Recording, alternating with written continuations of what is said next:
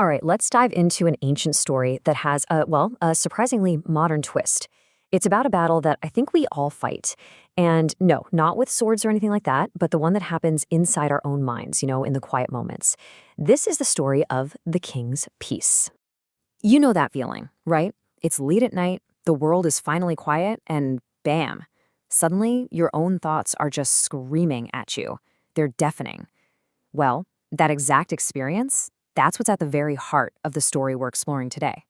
So let's meet our main character, King Surath. Now, you'd think he'd be able to relax, right? I mean, on the outside, all his wars are over. But inside, deep inside, in the quiet of the night, a brand new battle is just getting started. This one is a war within his own mind. Just look at this contrast. It's pretty stark. On one side, in the then, you've got everything. A huge kingdom, deep respect, the love of his people. And then, look at the now. Everything's gone. He's just alone with his thoughts. But that last line, that's the real kicker. The biggest problem isn't that he lost his kingdom. It's that he's been left with a restless mind. That's where the real suffering is coming from. And this really just hits the nail on the head, doesn't it? The real source of his suffering wasn't the loss of the kingdom itself. I mean, it wasn't about the crown or the money. It was about his mind just being completely stuck. It was replaying the past on a loop, clinging to this life that just wasn't his anymore. It's like the external loss built an invisible prison inside his own head. So what does that actually sound like? A mind that's trapped in the past. What were the specific thoughts that were just echoing around in the king's head during those long, sleepless nights? Well, it was things like, has my kingdom totally forgotten me? Do my people still see me as their king? You see what's happening here? Every single question is tied to an identity that's gone. It's kind of like if someone lost their dream job, but they keep asking themselves, am I still a leader? His mind is just refusing to accept what's real now. And that gap right there between the past and the present, that's the source of all his pain.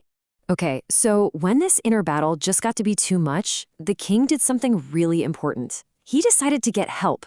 He didn't just sit around in his misery, he actually started a journey to find some answers. So he literally leaves behind what's left of his old life and heads into the forest looking for this really wise sage, Maharshi Mera. I mean, it's a classic move, right? When your inner world is total chaos, you go looking for peace and wisdom on the outside. And this is the turning point of the whole story. The king has carried this heavy question all this way, and he's about to get a diagnosis that's going to change everything. And not just for him, by the way. It's a diagnosis that can help us understand our own minds, too. So here's the question he lays out for the sage. It's so simple, so raw, and honestly so relatable. He basically asks, I have nothing left. So why does my mind still find no peace? You can feel the desperation, can't you? Why can't I just be free? It's really the cry of a mind that just doesn't get how it works. And the sage's answer? Wow, it just completely reframes the entire problem. He says, the mind is not bound by things, O king. The mind is bound by attachment. Think about that. The suffering was never about the kingdom. It was never about the stuff. It was about the invisible chains his own mind had created to the stuff. The problem wasn't the loss itself. It was the attachment. The sage has a word for this, asakti, which basically means attachment. A good way to think of it is like mental glue. It's what connects us to our things, our jobs, our identities, even people. Now, the glue itself isn't the problem. The problem is the pain we feel when the thing we're glued to, when it changes or gets ripped away, which it always does eventually. Okay, so you get the diagnosis, but what's the cure, right? A diagnosis without a solution doesn't help much.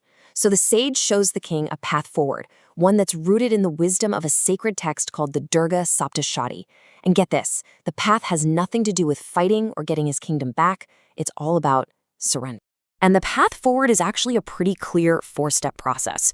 You seek guidance, you start the practice, but I really want you to focus on step 3. Act without desire or demands. This is a huge shift in thinking. The king isn't doing all this to get his kingdom back, he's doing it to free his mind. The whole goal is internal, which leads to that final crucial step, just completely letting go of the outcome. So what happens when you actually follow this path? When you're really dedicated?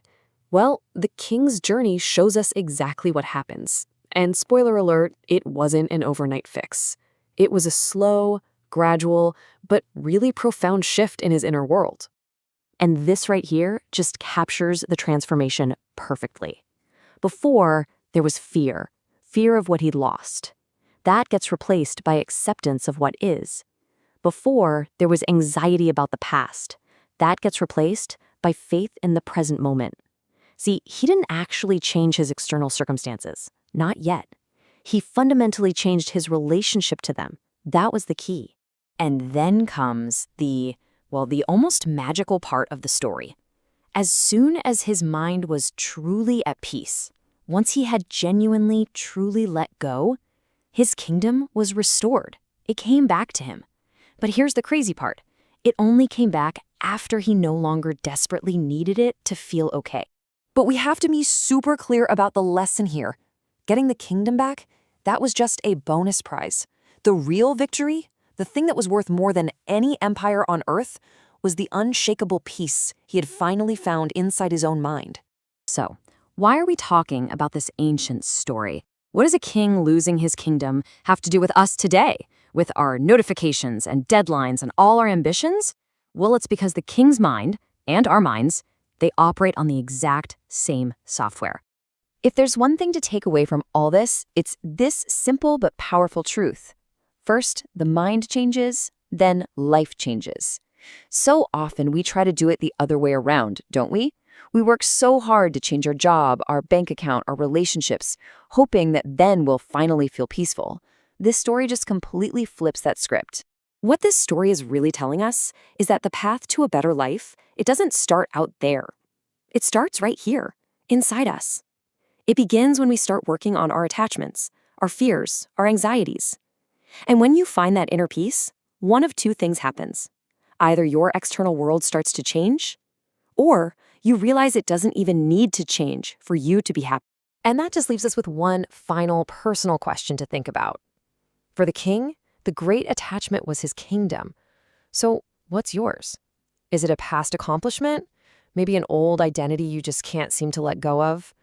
What is that one thing that, if you could just loosen your grip on it, even a little, might finally bring your mind some peace?